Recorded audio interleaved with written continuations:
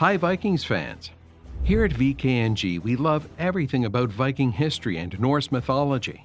These themes have an enormous impact on the jewelry that we create with our partners for the V.K.N.G store. But it's not just us who have been influenced by Norse mythology.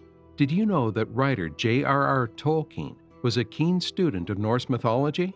In the 1920s, he even created a Viking Club with his friend C.S. Lewis, so that they could get together with other enthusiasts to discuss Norse and German languages and culture. In this video, we're going to look at some of the elements of Norse mythology that inspired parts of Tolkien's work. Before we get started, don't forget to subscribe to our channel so that you never miss one of our films.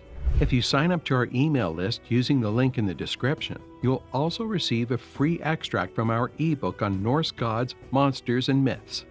Of course, you'll also get emails with exclusive discounts for the V.K.N.G store. Midgard and Middle-earth. Tolkien created a complex and coherent world to act as a setting for his stories. He spent many hours creating maps of Middle-earth and Undying Lands, and the other places that he imagined within his fantasy universe. Tolkien's world, Ea, which means the world that is highly influenced by Norse cosmology.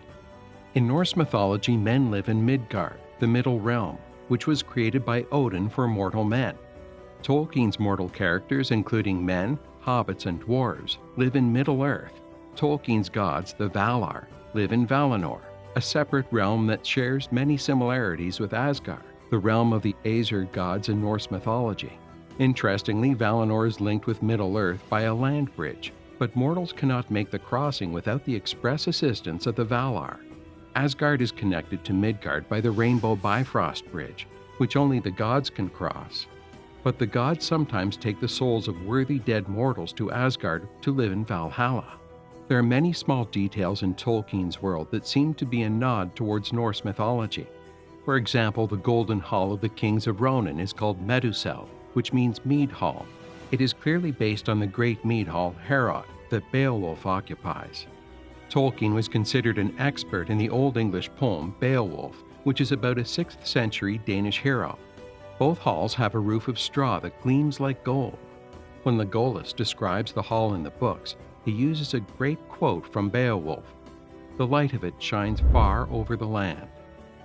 When the Fellowship arrives at the hall, they are challenged by the guard and told that they must leave their weapons outside. When the heroes of Beowulf arrive at Harrod, they are also challenged by the guard and forced to pile their weapons up at the door. The people of Middle-earth. Many of the peoples of Middle-earth are based on the supernatural beings mentioned in Norse mythology. For example, trolls are very common in Scandinavian stories and are very similar to the ones that we meet in The Hobbit. Big, ugly, and stupid, and often described as being turned to stone by the light of the sun. Elves and Dwarves. Tolkien's Elves and Dwarves are probably the most obvious examples of creatures borrowed from Norse mythology. In Norse mythology, there are two different races of elves: light elves that shine brightly and are akin to the gods, and the dark elves that live in the darkness and are master craftsmen. Tolkien's elves are clearly based on the light elves of Norse mythology, but he also borrows the idea of there being more than one type. He describes two different types of elves.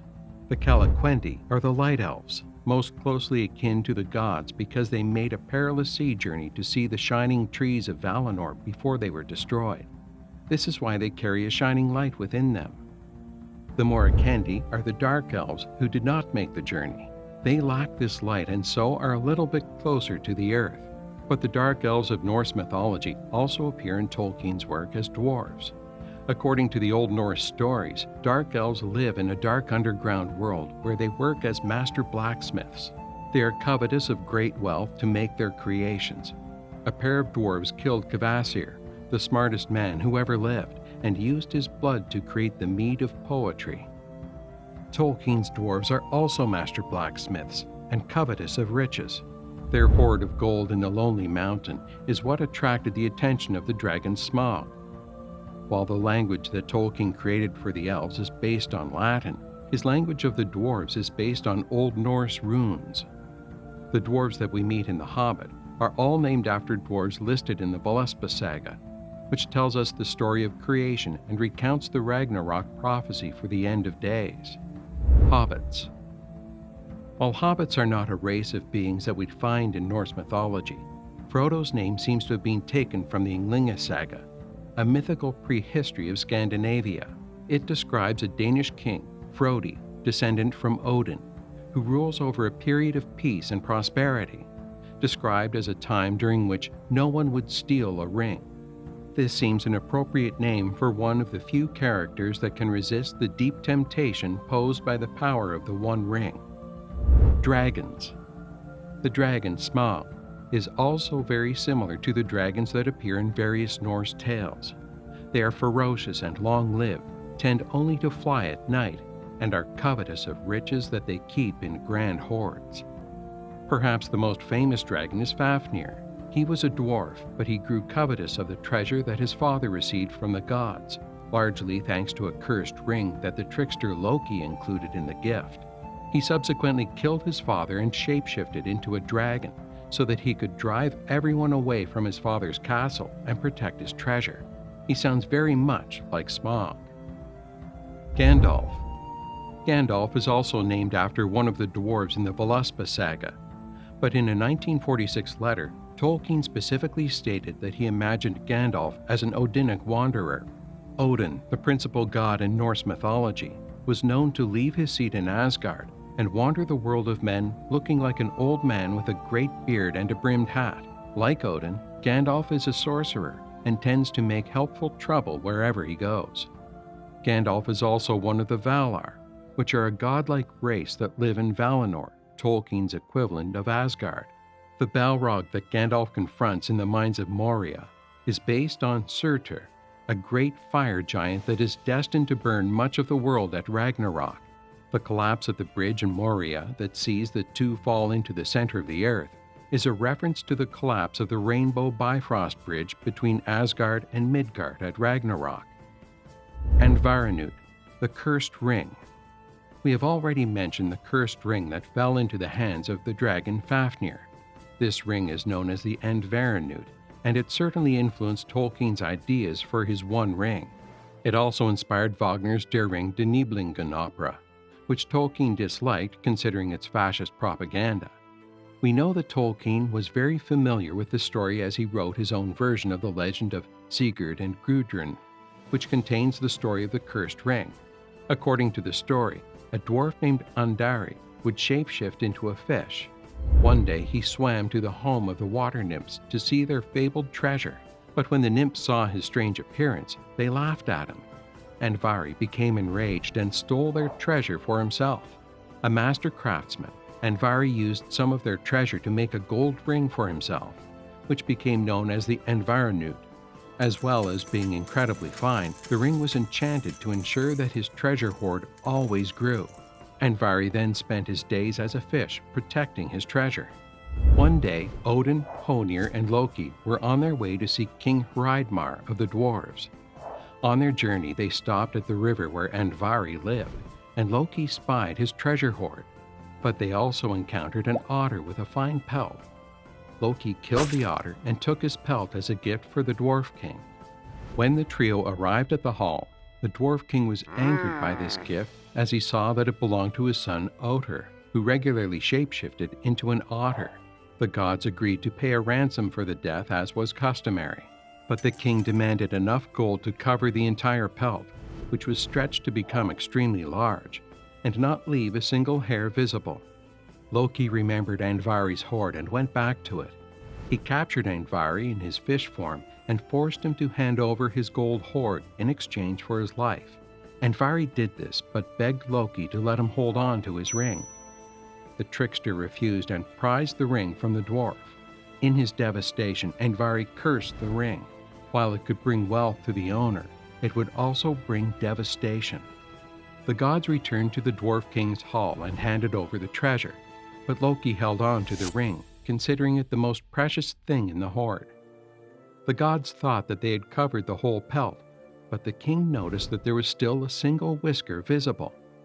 Odin demanded that Loki complete the payment and hand over the ring. The Dwarf King accepted the payment and immediately became obsessed with the fine gold hoard, and especially the ring. The king's two other sons, Regin and Fafnir, also became enamored by the hoard, and were upset when their father refused to share it with them. In the end, Fafnir killed his father and took the ring for himself. Under its influence, he permanently shapeshifted into a dragon and drove everyone else away from his father's hall so that he could protect his precious hoard. Regin was also driven away from his father's hall and set himself up in a local human village. In this village, he met the young hero Sigurd, who brought his father's broken sword Garm to the smith to be reforged. This may have been one of the inspirations for Narsil, the sword of the kings of Gondor that the elves reforge into Anduril for Aragorn. Regin convinces Sigurd to kill Fafnir for him and bring him the ring. He also asks Sigurd to bring him Fafnir's heart, which he intends to eat as it has magical properties. Sigurd is successful, but accidentally ingests some of the blood from Fafnir's heart. This allows him to understand the voices of birds, and they share with him the information that Regin is planning on killing him. Sigurd kills Regin and keeps the ring for himself, but his life is also cut short, no doubt affected by the continuing curse of Andvari's ring. Tolkien's One Ring. Tolkien's One Ring is much more complicated than the Andvaranaut, but the Dwarven ring was clearly one of the inspirations for his Ring of Power. Another may have been Odin's ring, Draupnir. This was the finest golden ring in existence, also crafted by the dwarves.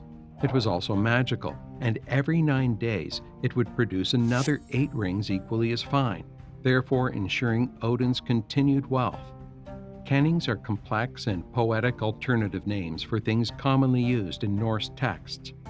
One of the kennings for gold is Draupnir's precious sweat, perhaps inspiring Tolkien's decision to have Gollum refer to the ring as his precious. What do you think? Tolkien's One Ring is clearly more powerful than any of the rings that we meet in Norse mythology, and his fantasy world is complex and draws inspiration from various sources, as well as Tolkien's own imagination. The Lord of the Rings is much greater than a retelling of Norse mythology, but these are certainly nice Easter eggs for fans like us. Let us know what you thought of this video in the comments section, and also hit the subscribe button to receive all our updates. You can find lots more information about Norse mythology on our website, V.K.N.G.jewelry.com. There you will also find amazing Viking-inspired jewelry, including some very fine gold rings, if you dare. Can't wait for our next video? Subscribe to our mailing list and receive an extract from our ebook, Norse Gods, Monsters, and Myths.